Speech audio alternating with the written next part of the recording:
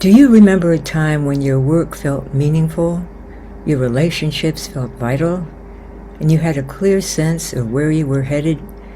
Hello, I'm Judith Davis. Perhaps that time feels distant now, or perhaps you can't remember it at all. Perhaps you've never quite known what your purpose is, what genuinely matters to you, what you're here for, what would make your life feel meaningful. If that's the case, you're not alone, and you're not unusual. The absence of purpose is one of the quietest and most disorienting forms of suffering. Unlike grief or anxiety, it doesn't announce itself dramatically. It creeps in slowly, a growing flatness, a sense of going through the motions, a feeling that something essential is missing, without quite knowing what it is. There was a time when I felt like I wasn't operating on all cylinders.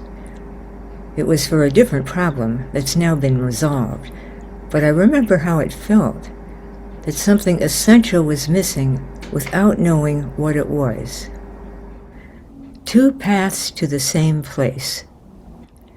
There are two very different ways that people arrive at a life without purpose. The first way is loss, retirement, children leaving home, a career that stopped feeling meaningful. These transitions can strip away the roles that gave life its value. For teachers, this can be particularly painful. Teaching is, for most who choose it, a calling, not just a job. When the joy of that calling is buried under administrative pressure, difficult working conditions, or simple exhaustion, the loss can feel profound, not just burnout, but something closer to grief. The second way that people arrive at a life without purpose is more subtle and often more painful, never having developed a sense of meaningful purpose in the first place. This is more common than people realize. When meaningful purpose never had a chance to develop. Some people have carried heavy burdens from a very young age, difficulties at home or early traumas that they were too young to understand or deal with.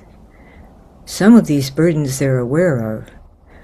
Others they aren't, because the experiences were so traumatic that they developed amnesia for them. For these children, their purpose then was simply to survive, and as adults, to get through the day. There was no mental space in which they could appreciate an area of special interest or a skill for which they had natural talent.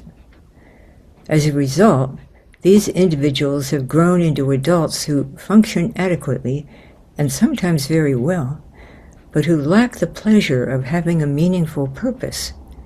Some of them may not even recognize that something is missing. They may never have experienced the feeling of genuine engagement or meaning that others seem to take for granted. They may assume this is simply how life is. Others may feel, as I did, that somehow something is missing, but they don't know what it is or how to fix it. The way forward.